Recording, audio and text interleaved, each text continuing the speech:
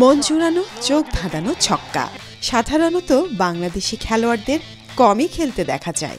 Long of দিয়ে সমান্তরাল ছক্কা বেশিরভাগ সময় অস্ট্রেলিয়ান খেলোয়াড়রাই খেলে থাকেন।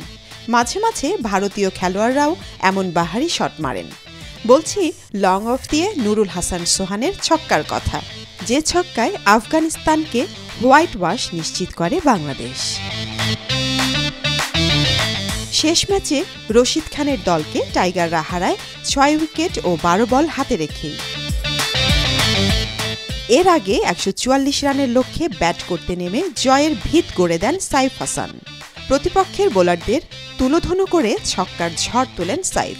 তার ৩৮ বলের ইনিংসে ২-৪-এর পাশাপাশি ৭টি ছক্কার মার রয়েছে। এর মধ্যে কয়েকটি ছক্কা ৯০ মিটারও পার করেছেন তিনি। সাইফের ম্যাচ সেরা অপরাজিত ৬৪ রানে ভর করেই সহজ জয় পায় বাংলাদেশ। হোয়াইট ওয়াশের ম্যাচেও ব্যর্থ অধিনায়ক জাকের আলী। একবার জীবন পেয়েও ইনিংস বড় করতে পারেননি তিনি।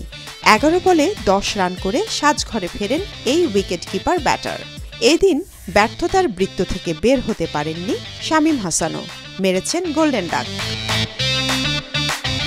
তবে তানজিদ তামিমের কার্যকর ৩৩ বলে ৩৩ রানের ইনিংস দলের জয়ে গুরুত্বপূর্ণ ভূমিকা রাখে। আর শেষ দিকে ফিনিশার হয়ে ওঠা নুরুল হাসান সোহান আরও একবার দলের হাল ধরে দলকে জিতিয়েই মাঠ ছাড়েন।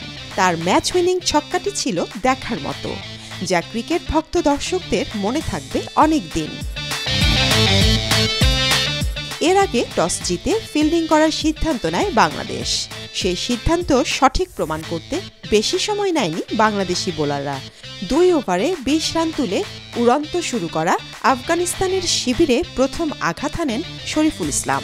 ৬ বলে ৭ রান করা ইব্রাহিম জাদরানকে নুরুল হাসান সোহানের ক্যাচ বানিয়ে সাজঘরে ফেরান শরীফুল। এরপর আর পেছনে তাকাতে হয়নি টাইগার বোলারদের। নিয়মিত বিরতিতেই উইকেট হারাতে থাকে আফগানরা। সাইফুদ্দিন ৩ ওভারে ১৫ রান দিয়ে ৩ উইকেট নিয়েছেন।